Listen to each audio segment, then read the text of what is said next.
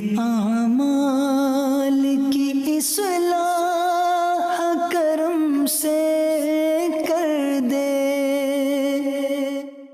الحمدللہ رب العالمین والصلاة والسلام علی سید المرسلین، اما بعد فاعوذ باللہ من الشیطان الرجیم، بسم اللہ الرحمن الرحیم۔ پڑھیے الصلاة والسلام علیک یا رسول اللہ وعلی آلک واصحابک یا حبیب اللہ۔ الصلاة والسلام علیک یا نبی اللہ وعلی آلک واصحابک یا نور اللہ۔ فرمان آخری نبی رسول ہاشمی صلی اللہ تعالی علیہ وسلم، جسے کوئی اہم حاجت درپیش ہو وہ مجھ پر کثرت سے درود شریف پڑھے، کیونکہ درود پاک دکھ، درد اور مصیبتوں کو دور کرتا اور رزق میں اضافہ کرتا ہے۔ تو جب بھی کوئی مشکل آئے، پریشانی آئے، تکلیف آئے، ٹینشن آ جائے، تو اس کا بار بار اظہار کرنے سے ٹینشن دور نہیں ہو جاتا۔ کوئی بھی مشکل آتی ہے بندہ سبھی کو بتاتا پھرے، بار بار ذکر کرتا رہے کہ یار بڑی مشکل میں ہوں، بڑی پریشانی میں ہوں۔ شاعر کہتے ہیں نا کہ دکھوں نے تم کو جو گھیرا ہو تو درود پڑھو، دکھوں نے تم کو جو گھیرا ہو تو درود پڑھو، جو حاضری کی تمنا ہو تو درود پڑھو۔ تو جب ٹینشن دور کرنے کا، مشکل دور کرنے کا، پریشانی دور کرنے کا وظیفہ مل گیا ہے، چابی مل گئی ہے، تو پھر فضول باتیں کرنے کی بجائے ہمیں درود پاک کی کثرت کرنی چاہیے۔ صلو علی الحبیب صلی اللہ تعالی علی محمد صلی اللہ علیہ وسلم۔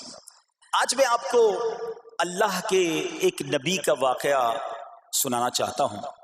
یہ واقعہ قرآن مجید میں بہت تفصیل کے ساتھ موجود ہے، اور یہ واقعہ ایسا ہے کہ میں ان نبی علیہ الصلوۃ والسلام کے عمل کا نام لوں تو نبی علیہ الصلوۃ والسلام کا نام آپ کے ذہن میں خود ہی آ جائے گا۔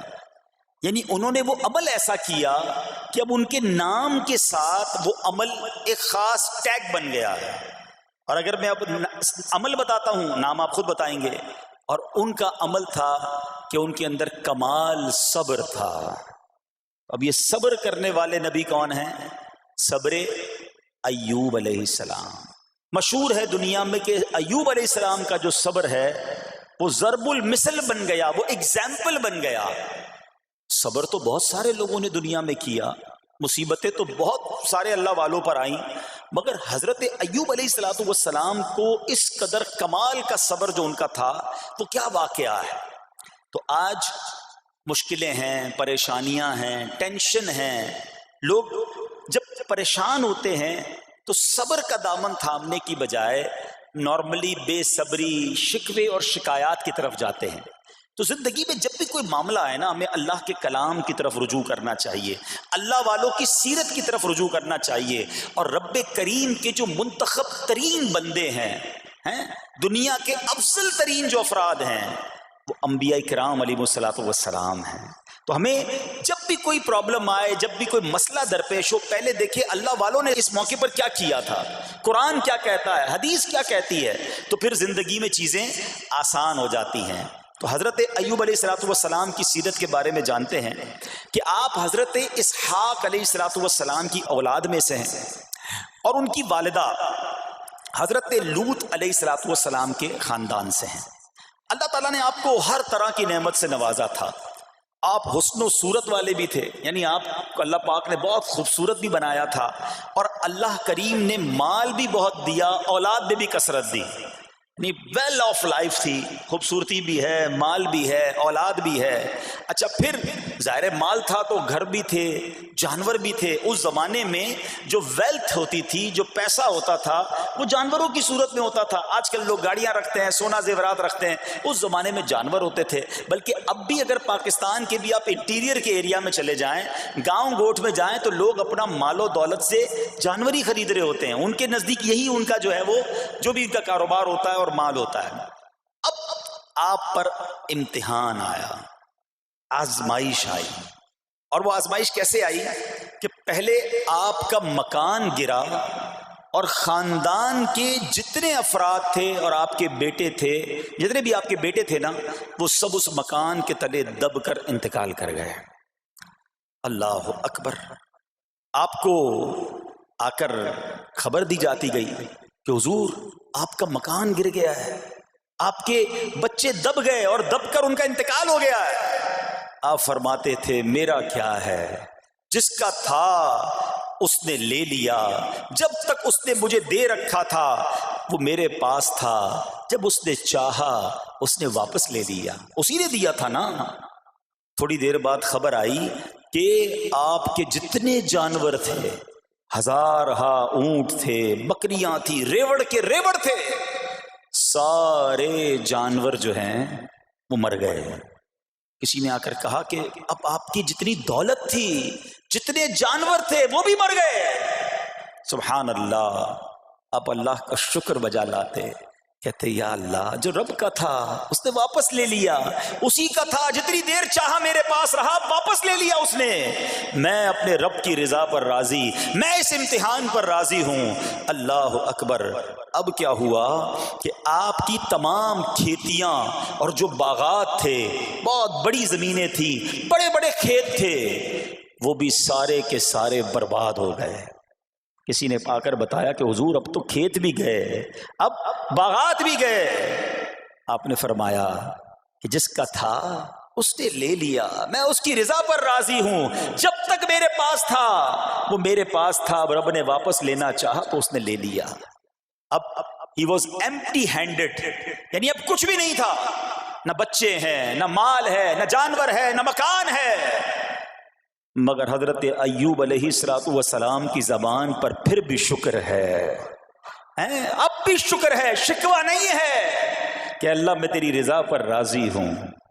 لیکن ابھی امتحان ختم نہ ہوا تھا.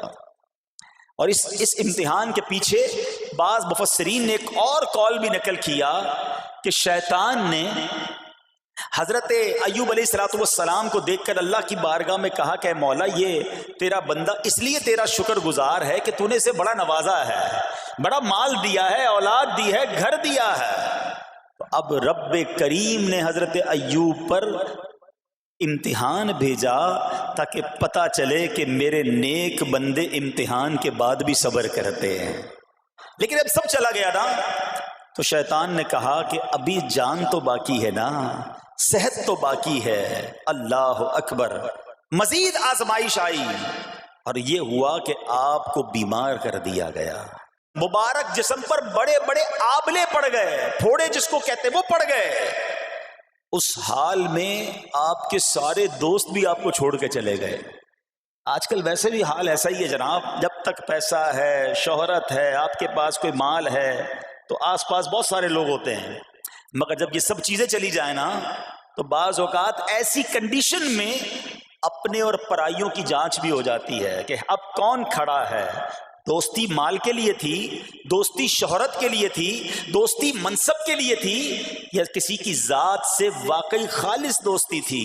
اب کیا ہوا، آپ کے سارے رشتہ دار، سارے دوست بھی دور چلے گئے، سوائے آپ کی فرما بردار زوجہ تھی جن کا نام تھا رحمت بن افراہیم، اور یہ حضرت یوسف علیہ السلام کی پوتی بھی تھی، اللہ کے نبی کی آل سے تھی.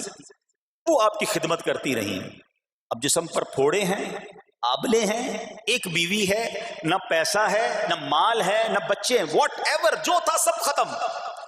مگر زبان ہے کہ اس پر پھر بھی اللہ کا ذکر جاری ہے، پھر بھی شکر جاری ہے، پھر بھی صبر ہے.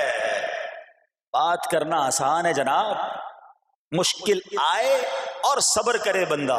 اصل امتحان یہ ہے، زباں پر شکوائے رنجو علم لایا نہیں کرتے، زباں پر شکوائے رنجو علم لایا نہیں کرتے، نبی کے نام لیوا غم سے گھبرایا نہیں کرتے.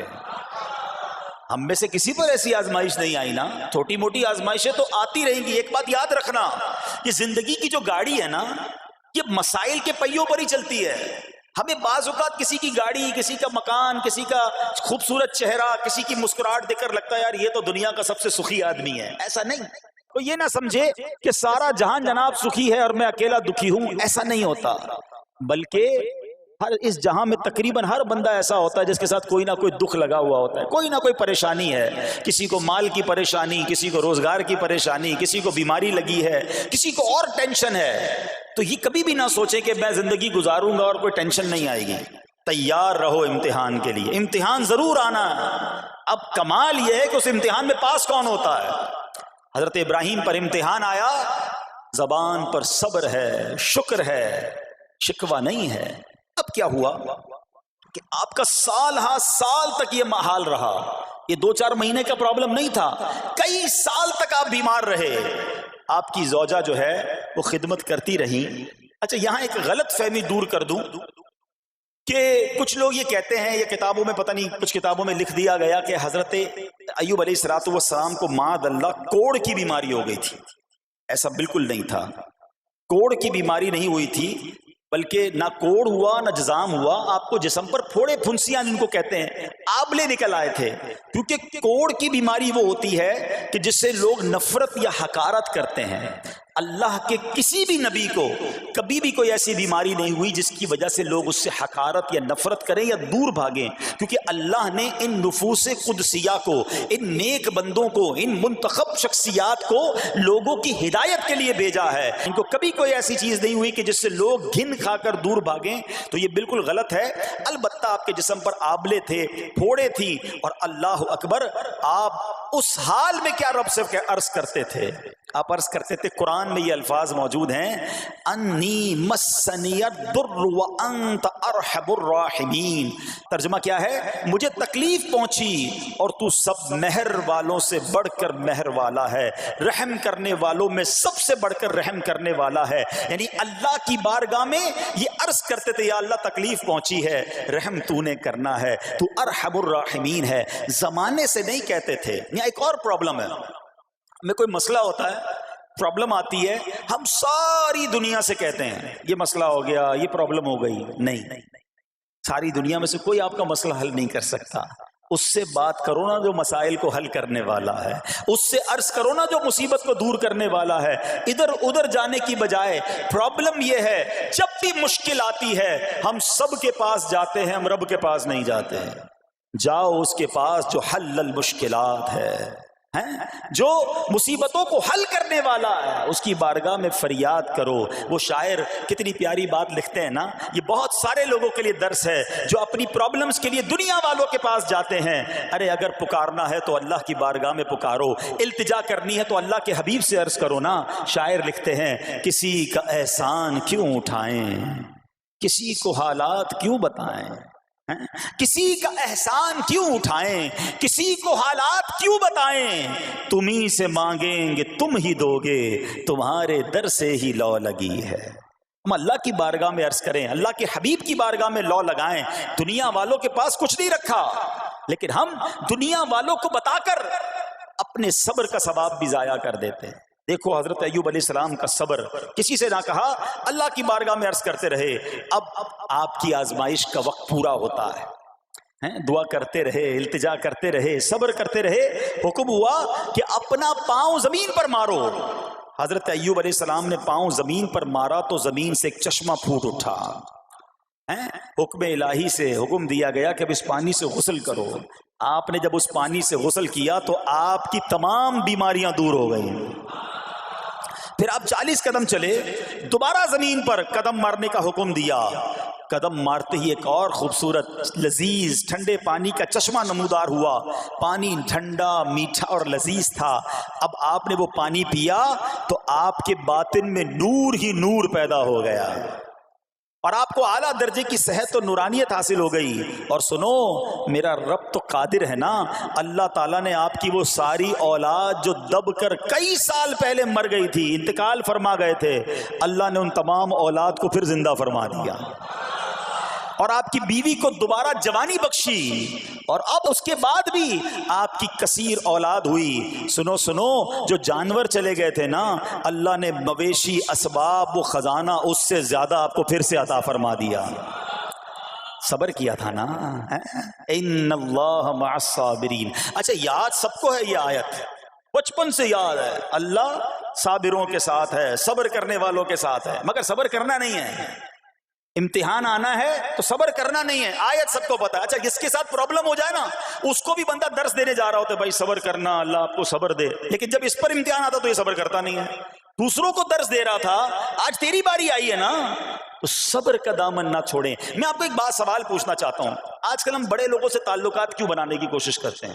یار جب کوئی مشکل ٹائم آئے گا نا تو یہ بندہ کام آئے گا, یہ پیسے والا دوست ہے, یہ اس کے تعلقات بہت ہیں, اس کی گورنمنٹ میں بات ہے, اس کی وکیلوں میں بات ہے, 4-5 ایسے دوست ہونے چاہیے. یہ ڈاکٹروں کے اندر بڑی اچھی اس کی دوستی ہے, کوئی ڈاکٹر کا بھی کام آئے گا تو یہ بندہ کام آ جائے گا. ہم دنیا والوں سے تعلقات اس لیے بناتے ہیں تاکہ یار مصیبت آئے تو یہ بندہ کام آئے, اور نارملی اکثر ایسا ہوتا ہے کہ جس سے امید رکھی ہوتی ہے مصیبت کے وقت غائب ہو جاتا ہے. لیکن رب خود قرآن میں فرما رہا ہے ان اللہ مع الصابرین, صبر کر لو اللہ کی رحمت تمہارے ساتھ ہو جائے گی. اب میں آپ سے سوال کرتا ہوں, دنیا کے تعلقات ہوں یہ ضروری ہے یا یہ فائدے مند ہے, یا بندہ صبر کر لے تو اللہ کی رحمت ساتھ ہو جائے, سارے غم ویسے ہی دور ہو جائیں گے؟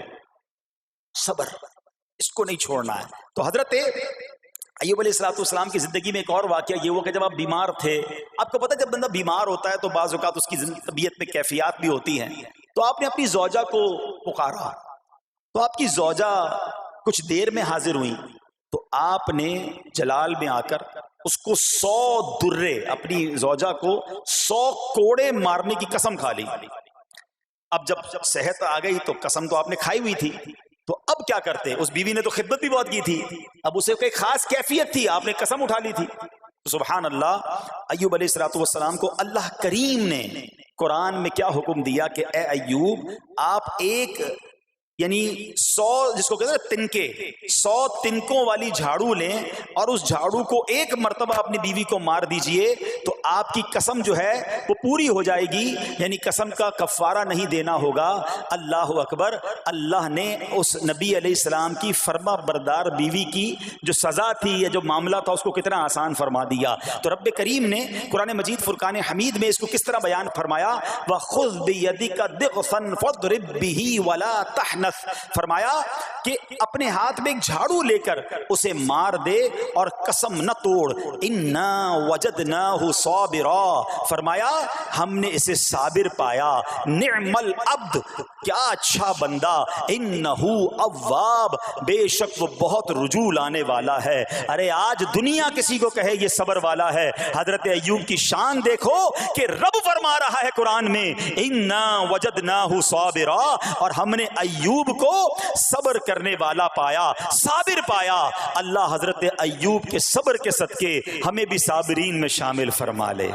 اللہ اکبر, سبحان اللہ. اور رب کریم نے جو اواب فرمایا, علماء کہتے ہیں کہ یہ اواب کے لاجواب خطاب کو جو آپ کے سر مبارک پر ایک تاج کی طرح رکھ دیا گیا, کیونکہ اواب کے معنی کیا ہے؟ انہو اواب, بے شک وہ بہت رجوع لانے والا ہے. اللہ اکبر. صبر کیا تو رب نے کیسے کیسے القاب جو ہیں وہ قرآن میں عطا فرمائے. یہاں ایک اور بات بھی سیکھنے والی ہے کہ حضرت ایوب علیہ السلام کے صبر کا کمال یہ ہے کہ قرآن میں ذکر آ گیا, آپ صبح قیامت تک حافظ تلاوت کریں گے, تراویح میں قرآن پڑھا جائے گا, جب بھی قرآن کی تلاوت دنیا کے کونے کونے میں کی جائے گی, قیامت تک حضرت ایوب کے صبر کا ذکر ہوتا رہے گا. جب آپ صبر کرتے ہیں اللہ رسول کو راضی کر لیتے ہیں, اللہ ان ناموں کو بلند فرما دیتا ہے. بہرحال میرے پیارے اسلامی بھائیوں, اب یہاں تھوڑا سا ایک شرعی مسئلہ بھی سمجھ لیں. بعض اوقات ہے کہ آپ لفظ سنتے ہیلا, اچھا کچھ لوگ جب یہ لفظ ہیلا سنتے ہیں تو کنفیوز ہو جاتے ہیں, یار یہ کیا, ایک کام کرنا تھا اس کو ایک اور طریقے سے کر دیا, ہمیں سمجھ نہیں آ رہا. عجیب عجیب سی لوگ باتیں کرتے ہیں. سبحان اللہ. علماء فرماتے ہیں پہلے ہیلے کا مسئلہ سمجھ لیں.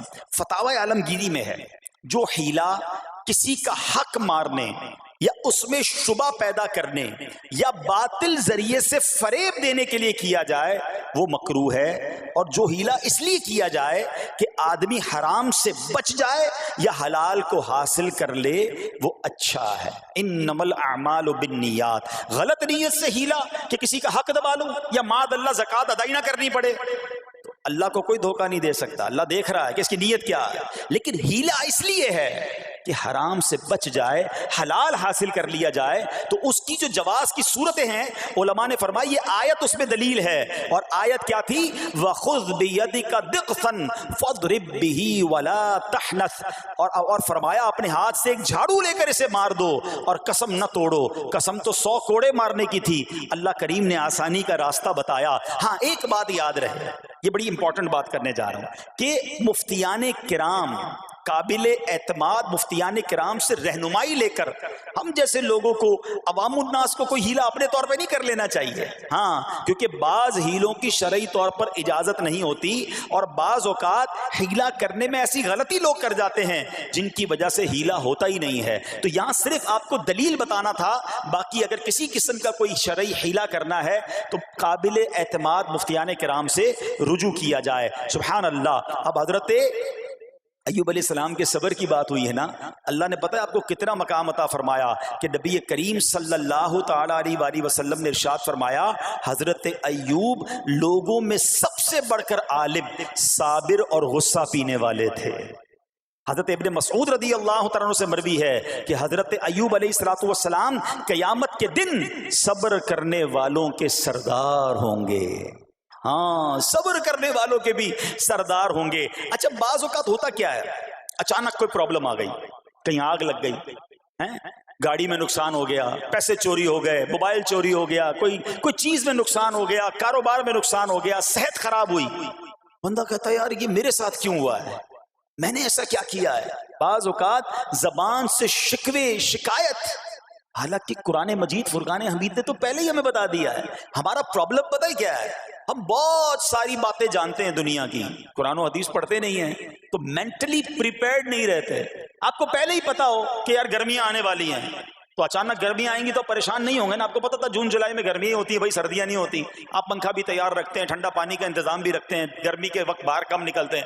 اور سردیاں آتی ہیں آپ کو پہلے ہی پتا ہوتا ہے، اب رضائی تیار کر لیتے ہیں، سویٹر نکال لیتے ہیں. ایسا نہیں ہوتا کہ صبح اٹھتے تو 40 ڈگری ہوتا ہے، دوسرے دن اٹھتے تو 5 ڈگری ہوتا ہے. بندہ کہ یار آج ٹھنڈ کیوں ہو گئی، کل گرمی کیوں ہو گئی.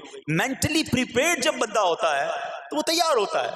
اگر جو قرآن پڑھنے والا ہے، حدیث پڑھنے والا ہے، اس کو تو پہلے ہی مینٹلی پریپیئرڈ ہونا ہے. کیوں؟ قرآن کا وعدہ ہے نا، قرآن کا اعلان سنو.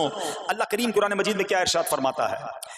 بسم اللہ الرحمن الرحیم وَلَنَبْلُوَنَّكُمْ بِشَيْءٍ مِّنَ الْخَوْفِ وَالْجُوعِ وَنَقْصٍ مِّنَ الْأَمْوَالِ وَالْأَنفُسِ وَالثَّمَرَاتِ وَبَشِّرِ الصَّابِرِينَ. اور ضرور ہم تمہیں آزمائیں گے. کیا فرمایا؟ ضرور آزمائیں گے، تیار رہو. there is examination. اچھا آزمائش کن کی چیزوں کی ہوگی؟ سبحان اللہ.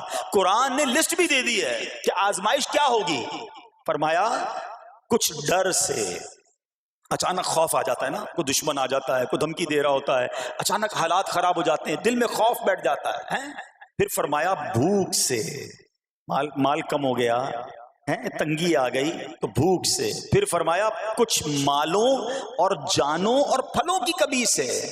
کبھی کاروبار میں نقصان ہوگا، کبھی کسی کے باغات ہے تو باغ فصل اجڑ سکتی ہے، آپ کو کوئی نقصان ہو سکتا ہے، کسی جگہ آگ لگ سکتی ہے، اور جانوں کی کمی سے بیماری بھی آ سکتی ہے. مگر آگے کیا فرمایا؟ وَبَشِّرِ الصَّابِرِينَ.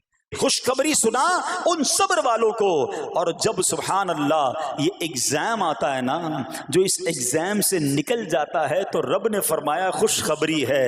اللہ اکبر. ہم نے زندگی میں دیکھا ہے جس نے مصیبت پر صبر کیا، اللہ کی رضا پر راضی رہا، اللہ نے مشکل سے بھی نکالا اور پہلے سے اسے زیادہ عطا فرما دیا. ہمارا پرابلم ہی ہم ٹیسٹ میں فیل ہو جاتے ہیں. جیسے ہی امتحان شروع ہوا، واویلا شروع، شور شروع، شکوے شروع. سب کو بتانا، حالانکہ کر کوئی نہیں سکتا لیکن سب کو بتائیں گے. نہ کرو ایسا. میں جانوں میرا رب جانے، مجھے کیوں کسی کو بتانا. ہاں وہ کریم ہے، وہ دیکھ رہا ہے کہ میرا بندہ صبر کر رہا ہے. سبحان اللہ. حضرت سیدنا امام ابو جعفر محمد بن جریر طبری تفسیر طبری میں اس آیت مبارک کے تحت فرماتے ہیں، یعنی ہم تمہیں دشمن کے خوف، قحط سالی، شدید بھوک و فقر و فاقہ، فصلوں کی کمی، مقاصد کے حصول میں مشکلات، کفار سے جنگ کے دوران افرادی قوت میں کمی اور اہل و عیال کی موت وغیرہ کے ذریعے آزمائیں گے.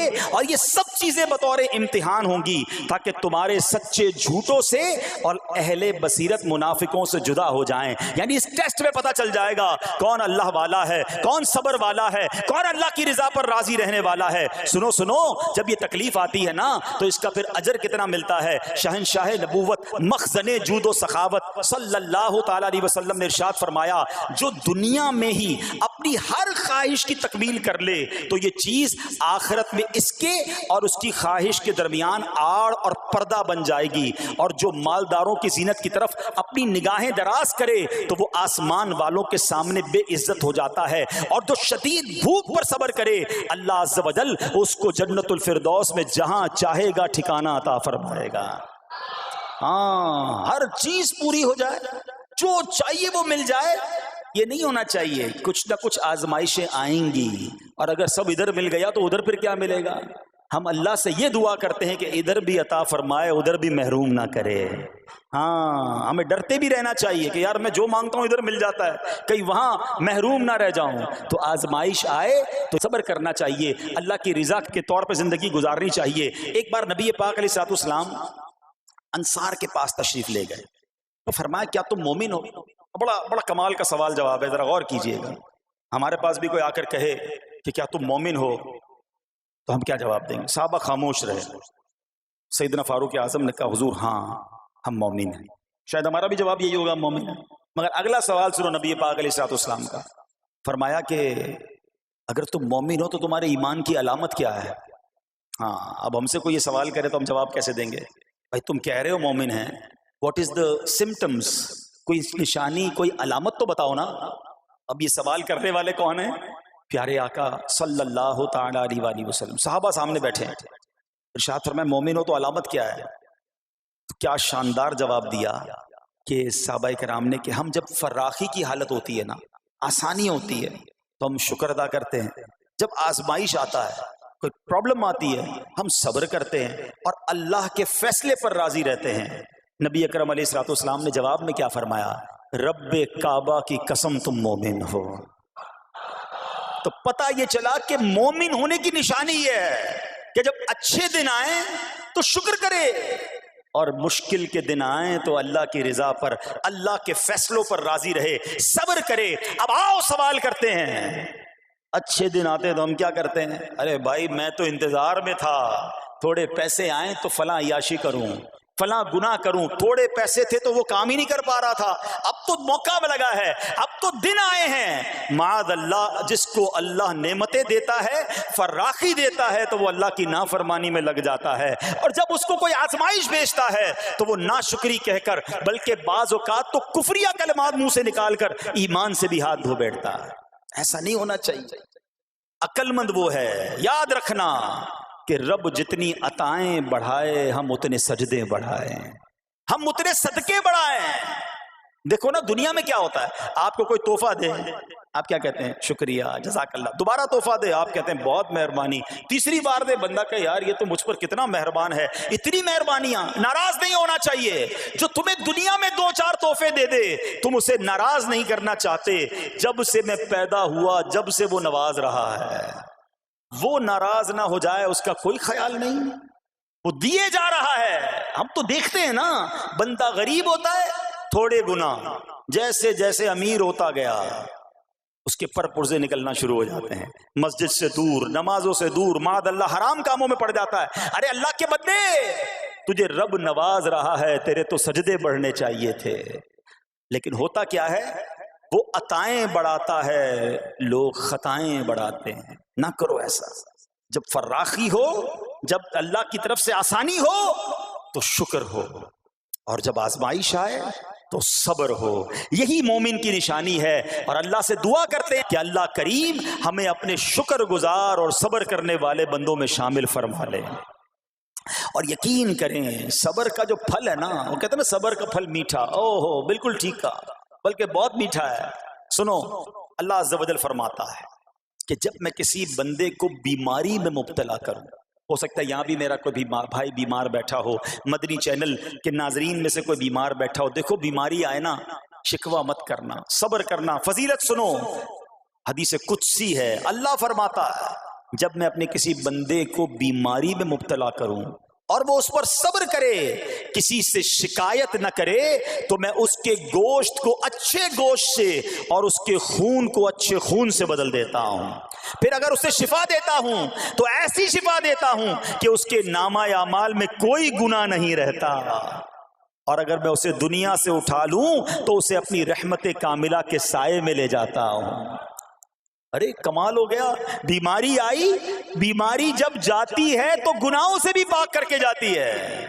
صرف ایک ہی تو کنڈیشن ہے, صبر کرنا. بیماری آئی, صبر کرنا. ہاں, کسی سے بات نہ کریں, شکوہ نہ کریں, اللہ کی بارگاہ میں عرض کریں مولا تیری مہربانی, ہاتھ میں درد ہے باقی جسم تو سلامت ہے, اے اللہ آنکھ میں درد ہے باقی جسم تو سلامت ہے, اے اللہ گردوں میں پرابلم ہے میرا باقی جسم تو سلامت ہے, یہ بھی تیری مہربانی ہے. اللہ کرے کہ ہم شکر گزار بندے بن جائیں, کیونکہ یہ بیماری تو ہمارے گناہ معاف کروانے آئی تھی, مگر افسوس یہ ہے کہ جو گناہ معاف کروانے والا کام ہمارے ساتھ ہوا اس میں بھی ہم نے اللہ کو ناراض کر دیا اور شکوے شکایات کی. سنو سنو, اس نے اخلاق کے پیکر نبیوں کے تاجور صلی اللہ تعالی علیہ وسلم نے ارشاد فرمایا, ابھی تو صرف بیماری کی بات ہوئی نا, اب آؤ اگر کسی کو کاروبار میں نقصان ہو گیا, کسی کے پیسے کم ہو گئے, کسی کی جان و مال کا کوئی نقصان ہوا, کوئی آگ وغیرہ لگ گئی. سنو, اللہ کے حبیب علیہ الصلوۃ والسلام فرماتے ہیں کہ اللہ ارشاد فرماتا ہے, پھر حدیث قدسی ہے کہ جب میں اپنے کسی بندے کے بدن یا اس کے مال یا اس کی اولاد کی طرف کوئی سختی بھیجوں, پھر وہ صبر جمیل کے ساتھ اس کا استقبال کرے, تو قیامت کے دن مجھے اس سے حیا آئے گی کہ میں اس کے لیے میزان قائم کروں یا اس کا نامہ اعمال کھولوں. ہائے ہائے ہائے, سمجھتے ہو اس کا مطلب؟ اللہ فرما رہا ہے مجھے حیا آئے گی کہ اپنے بندے سے اب کیا حساب لوں. جب آزمائش بھیجی تھی تو اس نے صبر کیا تھا, اس نے شکوہ نہیں کیا تھا. خدا کی قسم میں آپ سے پوچھتا ہوں, میرا کوئی نقصان ہو جائے اور قیامت کے دن میرا نامہ اعمال نہ کھولا جائے, مجھے اللہ کی بارگاہ میں حساب نہ دینا پڑے, مجھے بتاؤ یہ دنیا کے حساب نقصان کی کیا حیثیت ہے اگر ادھر بخشا جائے. سنو تو صحیح, رب فرما رہا ہے کہ مجھے حیا آتی ہے کہ اس کے لیے میزان قائم کروں یا اس کا نامہ اعمال کھولوں. ارے یہ ساری دنیا کی دولت, یہ ساری دنیا کی آسائش ایک طرف, اگر قیامت کے دن حساب کتاب میں آسانی مل جائے, اللہ بلا حساب جنت میں داخل کر دے, اس سے بڑھ کر کوئی نعمت نہیں. مگر آج افسوس یہ ہوتا ہے کہ اگر کسی پر امتحان آتا ہے وہ اس امتحان میں فیل ہو جاتا ہے. اس حدیث میں ایک لفظ استعمال ہوا صبر جمیل کے ساتھ. اب یہ بھی بڑا مسئلہ ہے کہ لوگوں کو یہی نہیں پتا کہ صبر جمیل ہے کیا. لوگ کہتے تو بہت ہیں, اللہ پاک آپ کو صبر جمیل عطا فرمائے. اب اس سے پوچھو بھائی صبر جمیل کی تعریف کیا ہے, تو پھر تعریف نہیں پتا ہوتی. یہ کسی جمیل بھائی کا صبر نہیں ہے کہ جس کو صبر جمیل کہا جاتا ہے. صبر جمیل کی تعریف سمجھو. علماء کہتے ہیں کسی مصیبت زدہ اور غیر مصیبت زدہ کو برابر میں دیکھو, مگر دونوں میں کوئی فرق نظر نہ آئے. یعنی چہرہ بھی نہ بتائے کہ وہ کسی مشکل میں ہے, اس کی عادتیں بھی نہ بتائیں کہ وہ کسی پرابلم میں ہے, یعنی اس کو دیکھ کر پتہ ہی نہ چلے کہ وہ بڑی مشکل میں ہے. فرمایا یہ ہے صبر جمیل. مگر آج ہمارا حال یہ ہے, ہمارا چہرہ بتا دیتا ہے بھائی خیر تو ہے, بڑی ٹینشن میں ہو, ہاں یار کیا کروں بس موبائل ٹوٹ گیا, ارے بھائی بڑی چہرے پہ بڑی ہوائیاں اڑ رہی ہیں, بس کیا کروں جناب آج 5,000 روپے کھو گئے. 5,000 روپے کھو جائیں, چھوٹا سا نقصان ہو جائے, ہمارا چہرہ بتا دیتا ہے کہ ہمارے ساتھ کوئی معاملہ ہوا ہے. صبر جمیل یہ ہے کہ دیکھ کر کوئی پہچان ہی نہ سکے کہ یہ بندہ کتنی مشکل میں ہے, چاہے اندر کتنی تکلیف میں ہو, دنیا والوں کو نہ بتائے کیونکہ وہ رب کا بندہ ہے, وہ اللہ کی بارگاہ میں فریاد کرے. یہ صبر جمیل ہے اور اللہ اسے ہم سب کو نصیب فرمائے. ہاں یہ بڑی کمال کی بات ہے. ہم کیا کرتے ہیں, سارے جہان کو بتاتے ہیں. اچھا پھر آخر میں لوگ کہتے بھی ہیں, جب پورے محلے کو بتا دیا نا, پھر اس کے بعد کہتے ہیں بس کیا کریں بھائی صبر ہی کر رہے ہیں. اب آپ صبر نہیں کر رہے حضرت, ہاں آپ کا صبر چلا گیا, آپ نے ساری دنیا کو تو بتا دیا. صبر یہ ہے کہ صبر پہلے صدمے پر ہوتا ہے. جیسے ہی آپ کو کوئی صدمہ لگا نا, اب آپ جانے رب جانے, نہ بتائیں کسی کو, ٹھیک ہے. وہ الگ بات ہے آپ کسی کو دعا کے لیے کہہ دیں, لیکن بڑا نقصان ہو گیا, بڑی مشکل ہو گئی, بڑی پریشانی ہو گئی, اس سے حل تو کوئی نہیں ہونا. اچھا ہمارا ماجرا ایک اور بھی بڑا عجیب ہے, مشکل ہو جائے تو سب کو بتاتے ہیں, آسانی ہو جائے تو پھر کسی کو نہیں بتاتے. 5,000 کا نقصان سارے محلے کو پتا ہے, 50,000 کا فائدہ ہوا پھر کسی کو بتایا آپ نے؟ نہیں یار بتاؤں گا تو نظر لگ جائے گی. گھر والوں کو تو بالکل بھی نہیں بتاؤں گا, خرچہ بڑھا دیں گے. گھر والوں کو ساری ٹینشن کی خبریں جا کے دے رہے ہوتے ہیں، مارکیٹ میں بڑا نقصان ہو گیا، آج بڑا مندہ ہے، ارے بھائی کاروبار بالکل نہیں ہے، تاکہ گھر والوں کا خرچہ روک سکے. اور جیسے ہی کاروبار اچھا ہو گیا گھر جاتے پھر بھی وہی والا منہ بنا لیتے ہیں تاکہ ان کو پتہ نہ چلے میں بڑے پیسے کمانے لگا ہوں. یہ نہ کیا کریں. ہاں ٹینشن آپ کسی کو بتا کر اپنا صرف ثواب ضائع کرتے ہیں، باقی کچھ نہیں ہوتا.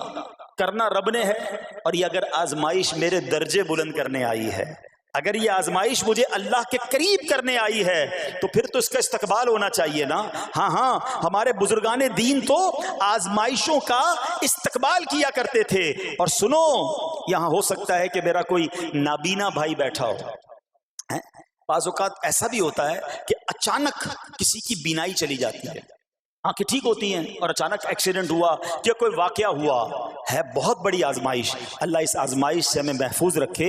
مگر دیکھو میرے رب کی شان دیکھو، جب بھی کوئی تکلیف آتی ہے نا بندہ صبر کرے، اس تکلیف کا اجر تیار ہے، اس کا کمال سے اس کی رحمت تیار ہے، رحمت کی برسات تیار ہے. سنو، اللہ فرماتا ہے کہ اے جبرائیل، جب میں اپنی کسی بندے کی بینائی لے لوں تو اس کا اجر یہ ہے کہ میں اسے اپنے دیدار سے مشرف فرماؤں گا. ہاں آنکھیں گئی ہیں مگر اللہ فرماتا ہے میں اپنا دیدار کرواؤں گا. بس صرف صبر کرنا ہے. اسی طرح میرے پیارے اسلامی بھائیوں، بعض لوگوں کے یہاں بچے کا انتقال ہو جاتا ہے، چھوٹے چھوٹے بچوں کا انتقال ہو جاتا ہے، یا بعض اوقات پیدائشی بچہ مرا ہوا ہوتا ہے، پیدا اس کا انتقال ہو جاتا ہے، یا بعض اوقات ولادت سے پہلے ہی بچہ ضائع ہو جاتا ہے. بہت شور، بڑا واویلا، بڑا رونا پیٹنا گھروں میں ہوتا ہے. مت کیا کرو ایسا. یقین کریں یہ بہت بڑا انعام تمہیں ملنے جا رہا ہے. ایسا نہ ہو یہ رونا پیٹنا، یہ بے صبری، یہ اللہ کی بارگاہ میں شکوے شکایات، اتنے بڑے تم اجر سے محروم رہ جاؤ. سنو، اللہ کے آخری نبی صلی اللہ تعالی علیہ وسلم نے فرمایا جس مسلمان جوڑے کے 3 بچے انتقال کر جائیں، اللہ عز و جل ان بچوں پر فضل و رحمت کرتے ہوئے ان دونوں یعنی ماں باپ کو جنت میں داخل فرمائے گا. صحابہ کرام نے عرض کی کسی کے 2 بچے، فرمایا 2 بچے بھی، پھر عرض کی اور 1، فرمایا 1 بھی، پھر فرمایا اس ذات کی قسم جس کے قبضہ قدرت میں میری جان ہے، جس عورت کا کچا بچہ فوت ہو جائے یعنی حمل ضائع ہو جائے اور وہ اس پر صبر کرے تو وہ بچہ اپنی ماں کو اپنی ناف کے ذریعے کھینچتا ہوا جنت میں لے جائے گا. یہ تو جنت کا ٹکٹ تھا. مگر شکوے شکایات، الامان والافیز، گھر میں موت میت کو نقصان ہو جائے، ہماری عورتیں، ہمارے گھر کے افراد وہ واویلا کرتے ہیں. معاذ اللہ، بعض اوقات تو کفریہ کلمات زبان پر ہوتے ہیں. معاذ اللہ ثم معاذ اللہ، کہتے کہ اللہ کو ہمارا ہی گھر ملا تھا، اتنے چھوٹے بچے کا کیا قصور تھا. استغفر اللہ. یہ تمہارے جملے، ایک تو گھر میں مصیبت پہلے ہی آئی ہوئی ہے اور تم اللہ پر اعتراض کر کے معاذ اللہ اللہ کو ظالم کہہ کے اپنا ایمان بھی ضائع کر بیٹھے. یہ تو اس سے بڑی مصیبت ہو گئی نا. تو نہ کریں ایسا. سیکھو. آج میں نے آپ کے سامنے حضرت ایوب علیہ السلام کی سیرت اور قرآنی واقعہ بیان کیا کہ سب کچھ چلا گیا مگر وہ اللہ کی رضا پر راضی تھے. رب نے انہیں صبر کرنے والا بندہ بھی فرمایا اور ساری نعمتیں پہلے سے زیادہ عطا فرما دی. ہاں بالکل نوازا جائے گا. صبر کا دامن اگر نہ چھوڑیں. سنو ہمارے اسلاف کیسے صبر کرتے تھے. حضرت سیدنا فتح موصلی رحمت اللہ تعالی علیہ کی زوجہ محترمہ رضی اللہ تعالی عنہا کا پاؤں پھسل گیا اور ان کا ناخن ٹوٹ گیا. وہ مسکرانے لگی. اللہ اکبر. کبھی کبھی ہمارا بھی ناخن ٹوٹا ہوگا، بہت تکلیف ہوتی ہے. ناخن ٹوٹے تو جان نکل جاتی ہے مگر آپ مسکرانے لگی. کسی نے پوچھا کہ آپ کو ناخن ٹوٹنے کا درد نہیں ہوا، آپ مسکرا رہی ہیں؟ تو فرماتی ہیں کہ اس درد پر جو ثواب ملے گا نا، مجھے درد پر صبر کروں گی اور جو مجھے اس پر ثواب ملے گا تو اس ثواب کے تصور نے میرے درد کی تلخی کو دور کر دیا. ہائے ہائے ہائے، یہ ہیں اللہ والے. ہاں صبر کرنا کوئی ان سے سیکھے. میرے پیارے اسلامی بھائیوں، احادیث میں، روایتوں میں یہ مضمون ملتا ہے کہ اللہ کریم کی بارگاہ میں بندے کا کوئی درجہ رکھا ہوتا ہے. یعنی اللہ کی رضا یہ کہ بندہ اس سٹیج تک پہنچ جائے، اس درجے تک پہنچے، مگر وہ نماز کے ذریعے، روزوں کے ذریعے، عبادتوں کے ذریعے اس درجے تک نہیں پہنچتا. پھر اللہ اس پر آزمائش بھیجتا ہے کہ میرا بندہ صبر کر لے تاکہ صبر کر کے اس درجے کو حاصل کر لے. ہائے ہائے، یعنی مجھ پر کوئی آزمائش آئی تھی میرے درجے بڑھانے، مگر ہائے میری بے صبری کہ میں نے وہ درجہ پانے کا موقع ضائع کر دیا، میں نے وہ ثواب پانے کا موقع ضائع کر دیا۔ خدا را یاد رکھنا، اگر کسی آزمائش سے گزر رہے ہو تب بھی، اور اگر آئندہ کوئی آزمائش آئے، صبر کا دامن نہ چھوڑنا، یہ تصور کر لینا کہ یہ میرے گناہ معاف کرنے کا ذریعہ بن رہا ہے، یہ میرے درجے بڑھانے کا ذریعہ بن رہا ہے۔ اور سنو، جب مصیبت آئے تو پڑھنا کیا ہے؟ رسول اللہ صلی اللہ تعالی علیہ وآلہ وسلم نے فرمایا، جو مصیبت کے وقت انا للہ و انا الیہ راجعون کہتا ہے تو اللہ عز و جل اس کی پریشانی دور فرما دیتا ہے اور اس کے کام کا انجام اچھا فرماتا ہے، اور اسے ایسا بدل عطا فرماتا ہے جس پر وہ راضی ہو جاتا ہے۔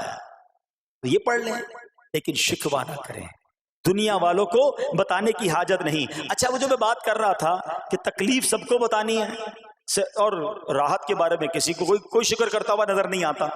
ایک بار ایک شخص کے سر پر جو ہے نا وہ تکلیف ہوئی نا، سر میں درد ہو گیا، اس نے پٹی باندھی اور گھومنے لگا۔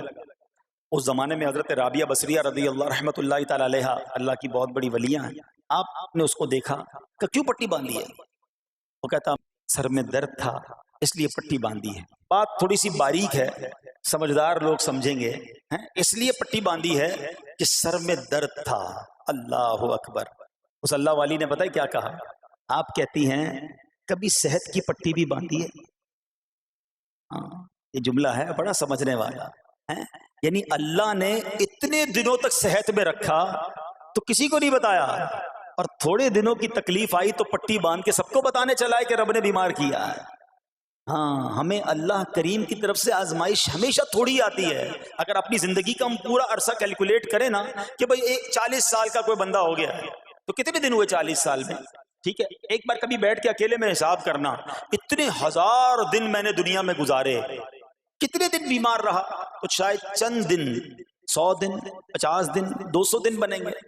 کئی ہزار دنوں میں سے اگر چند دن اللہ نے مجھ پر آزمائش ڈالی تو ہزاروں دن راحت بھی تو ڈالی نا، صحت بھی تو عطا فرمایا۔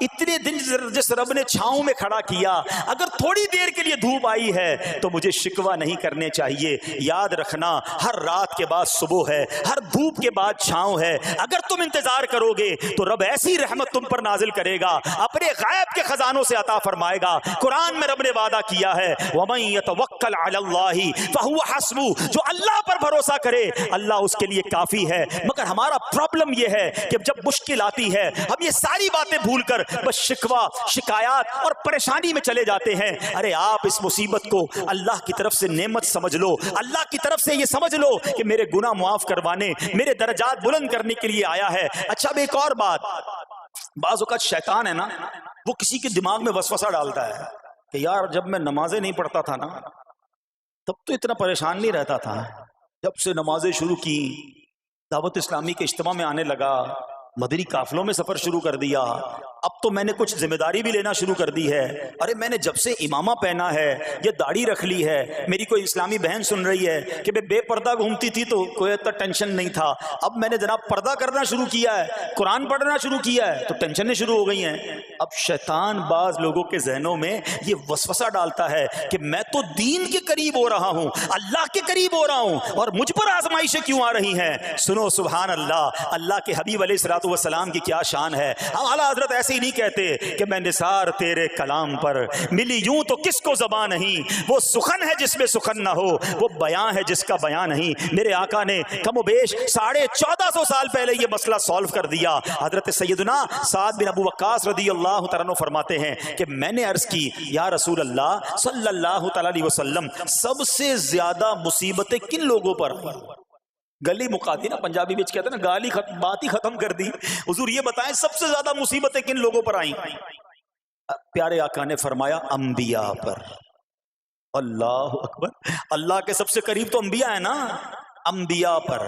پھر ان لوگوں کے بعد جو لوگ بہتر ہیں، پھر ان کے بعد جو بہتر ہیں۔ سنو اب اگلا جملہ، بندے کو اپنی دینداری کے اعتبار سے مصیبت میں مبتلا کیا جاتا ہے۔ اگر وہ دین میں سخت ہوتا ہے اس کی آزمائش بھی سخت ہوتی ہے، اگر وہ دین میں کمزور ہوتا ہے تو اللہ عز و جل اس کی دینداری کے مطابق اسے آزماتا ہے۔ بندہ مصیبت میں مبتلا ہوتا رہتا ہے یہاں تک کہ اس کے دنیا میں ہی اس کے سارے گناہ بخش دیے جاتے ہیں۔ گویا اللہ کی یہ رحمت ہے کہ بندہ بڑا نیک ہو رہا ہے، رب چاہتا ہے کہ اس بندے پر آزمائش بھیجوں، میرا نیک بندہ صبر کرے، اس کے گناہ معاف ہو جائیں اور میرے پاس آئے تو اس کو جنت میں داخل کر دوں۔ اللہ اکبر۔ اے پیارے اسلامی بھائیو، یاد رکھنا، اب جو میں نے ایک سوال قائم کیا تھا نا کہ یار میں تو دین کے قریب، میں تو اللہ کے قریب ہونے کی کوشش کر رہا ہوں اور ایک کے بعد ایک آزمائش آ رہی ہے، یہ کیا ہے؟ اب ایک اور حدیث سن لو، سبحان اللہ۔ حضرت سیدنا انس رضی اللہ تعالیٰ عنہ سے روایت ہے، سرکار والا تبار، ہم بے کسوں کے مددگار، شفیع روز شمار، دو عالم کے مالک و مختار، صلی اللہ تعالی علیہ وآلہ وسلم نے فرمایا، جب اللہ عز و جل کسی بندے سے محبت فرماتا ہے، سننا ذرا غور سے، اللہ عز و جل جب اپنے کسی بندے سے محبت فرماتا ہے یا اسے اپنا دوست بنانے کا ارادہ فرماتا ہے تو اس پر آزمائشوں کی بارش فرما دیتا ہے۔ اب سوال ہے نا کہ میں اللہ دوست بھی بنا رہا ہے، اللہ کریم اس پر محبت بھی فرما رہا ہے اور آزمائشیں بھی بھیج رہا ہے۔ دوست پر آزمائشیں کون بھیجتا ہے؟ دوست کو تو راحتیں ڈالی جاتی ہیں۔ ہائے ہائے، اب یہی تو امتحان ہے، یہی تو چیک ہے۔ سنو، نبی پاک فرماتے ہیں جب اللہ اس پر آزمائش بھیجتا ہے نا، وہ بندہ اپنے رب کو پکارتا ہے، اے میرے رب عز و جل، تو اللہ فرماتا ہے میرے بندے تو جو کچھ مجھ سے مانگے گا میں تجھے عطا فرماؤں گا، تو جلد ہی تجھے دے دوں گا اور اسے تیری آخرت کے لیے ذخیرہ کر دوں گا۔ سبحان اللہ۔ یعنی اللہ والوں کو آزمایا جاتا ہے، ان کے درجات بلند کیے جاتے ہیں، ان کے گناہ معاف کیے جاتے ہیں۔ تو اے میرے پیارے اسلامی بھائیوں، کبھی بھی یہ ذہن میں خیال مت لانا کہ یار میں دین میں قریب آ رہا ہوں، میری آزمائشیں بڑھ رہی ہیں، سمجھ لو امتحان شروع ہو گیا ہے، ٹیسٹ شروع ہو گیا ہے، اب اس ٹیسٹ میں مجھے کامیاب ہونا ہے اور اللہ کے مزید قریب جانا ہے۔ زندگی میں جو گناہ ہو گئے ہیں یہ میرے گناہوں کا انشاءاللہ کفارہ بن جائے گا، میرے درجات کی بلندی کا سبب بن جائے گا۔ اللہ سے عرض کرنا، اے مولا میں تیری رضا پر راضی، میں تیرے فیصلوں پر راضی، اب تک جو دیا تھا تو نے دیا تھا، یہ سب کچھ تیرا ہے، اے رب جب تو واپس لے گا میں اس پر راضی۔ جب یہ ثابت قدمی نصیب ہو گئی پھر دیکھو غیب کے خزانوں سے کیسا آپ کے دل پر سکینہ اترے گا، پھر کیسا آپ پر رحمتوں کا نزول ہوگا۔ تو اے میرے پیارے اسلامی بھائیوں، مصیبتیں آ چکی اور آنے بھی والی ہیں، پہلے ذہنی طور پر تیار رہنا، مگر صبر کرنا۔ یہ چند دنوں کی، چند گھنٹوں کی، چند لمحوں کی مصیبت ہے مگر یہ تمہارے درجات کو بلند کر دے گی۔ رب کریم صبر کرنے والوں کو پسند فرماتا ہے، اور جو میں نے بات کہی تھی کہ صبر بھی کریں اور جب اللہ کریم کی طرف سے راحتیں آ جائیں تو شکر بھی کریں۔ کیا شاندار رب کا قرآن میں فرمان ہے، اللہ فرماتا ہے وَإِذْ تَأَذَّنَ رَبُّكُمْ لَئِن شَكَرْتُمْ لَأَزِيدَنَّكُمْ وَلَئِن كَفَرْتُمْ إِنَّ عَذَابِي لَشَدِيدٌ۔ اللہ قرآن میں فرماتا ہے اور یاد کرو جب تمہارے رب نے اعلان فرما دیا کہ اگر تم میرا شکر ادا کرو گے میں تمہیں اور زیادہ عطا کروں گا۔ ہاں شکر کرو رب اور دے گا، مگر اگلا حصہ سمجھنے والا ہے، اور اگر تم ناشکری کرو گے تو میرا عذاب سخت ہے۔ اللہ نے اپنے عذاب سے بھی ڈرایا ہے اور شکر کرنے کا درس بھی دیا ہے۔ تو بہرحال میرے پیارے اسلامی بھائیوں، اللہ کریم سے میں دعا کرتا ہوں کہ اپنے نیک بندوں کے صدقے، کربلا والوں کے صبر کے صدقے، نبی پاک علیہ الصلوۃ والسلام کے طائف کے میدان میں پتھر کھا کر دعا دینے والے صبر کے صدقے، رب کریم ہمیں بھی صبر کی نعمت نصیب فرمائے، صرف زبانی نہیں قلبی طور پر ہمیں صبر کرنے والوں میں شامل فرما لے۔ اگر ہم پر کوئی آزمائش ہے تو رب کریم یہ آزمائش ہمارے گناہوں کا کفارہ بنا دے، ہمارے درجات کی بلندی کا سبب بنا دے۔ دعوت اسلامی کے مدنی ماحول سے اگر ہم وابستہ رہیں گے نا تو ہمیں انشاءاللہ صبر کرنے کا پریکٹیکل جو ہے وہ موقع بھی ملتا رہے گا، کیونکہ صبر کیسے کرنا ہے اس کی کوئی پریکٹس بھی تو ہونی چاہیے نا۔ تو مدنی قافلے جب اس میں جاتے ہیں نا تو آرام اپنے گھر جیسا نہیں ملتا، کھانا اپنے گھر جیسا نہیں ملتا، بعض اوقات سفر میں تکلیف ہوتی ہے، تو یہ پریکٹیکلی آپ کو صبر کرنے کا موقع ملتا ہے۔ تو اگر آپ واقعی صابرین میں شامل ہونا چاہتے ہیں تو مدنی قافلوں میں سفر اپنا معمول بنائیں۔ اللہ کریم ہم سب کو مدنی قافلوں میں سفر کی توفیق عطا فرمائے۔ میرے